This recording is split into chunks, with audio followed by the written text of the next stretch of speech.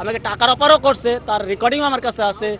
যে এসআই তাপস আমাকে বলছে যে তুমি আমার সাথে যোগাযোগ না করলে তুমি কি বাঁচতে পারবা। পিবিআর কাছে আমি একটা বিয়ের যে ভিডিও একটা তদন্ত ছিল, ওইটা এসআই কাবিল স্যার ওটা তদন্ত করছিল, ওইটা আমি video footage SI PBI officer Nuruzzaman স্যারকে আমি শো করছি। স্যার বললে এগুলো আমি মানি না, এগুলো ভুয়া বানোয়ার। কিন্তু আমার কাছে একটা কাবিন দেশে কাজী, তো এটা তো মিথ্যা তো কখনো হতে পারে না। এটা অবশ্যই প্রশাসন দায়ী আছে, কারণ প্রশাসনকে আমি আমার সঠিক এভিডেন্স দেখাচ্ছি, কিন্তু তারপরও তারা সেটা আমাকে ওটাগুলো অ্যাকসেপ্ট করতেছে না। আমাকে আমাকে এসআই আমাকে টাকার অফারও করছে, তার রেকর্ডিংও আমার কাছে আছে। যে এসআই তাপস আমাকে বলছে যে তুমি আমার সাথে যোগাযোগ না করলে তুমি কি বাঁচতে পারবা।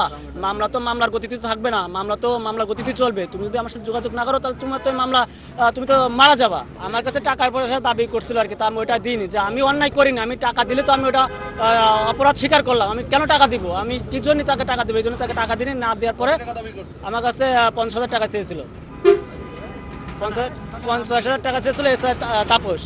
আর পিবিআর কাছে আমি একটা বিয়ের যে ভিডিও একটা তদন্ত ছিল, ওইটা এসআই কাবিল স্যার ওটা তদন্ত করছিল, ওইটা আমি video footage SI PBI officer Nuruzzaman স্যারকে আমি শো করছি।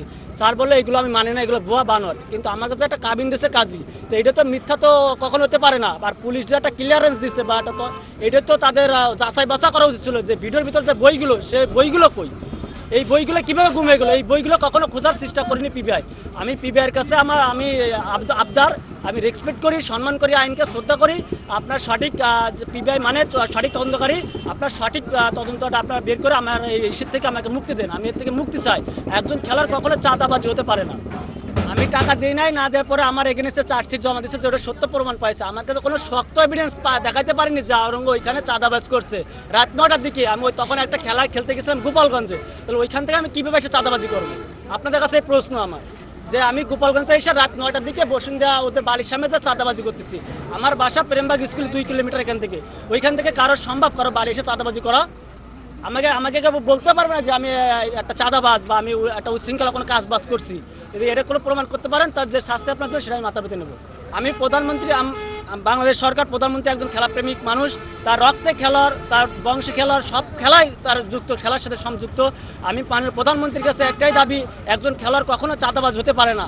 একজন খেলোয়াড় থেকে আরেকটা সাধারণ ছোট 10 প্লেয়ার যে অনুপ্রেরণা পায় যে আমি ওনার মতন প্লেয়ার হবো, মুখ প্লেয়ার হবো, তমুক হবো, স্বপ্ন দেখে, ড্রিম দেখে। একটা চাঁদাবাজিরে কখন দেখে স্বপ্ন, ড্রিম দেখে না। আমি মাননীয় প্রধানমন্ত্রীর কাছে আকুল আবেদন, আমি এই সুষ্ঠু এবং বিচার চাই, আমি এই ইস্যু থেকে মুক্তি চাই।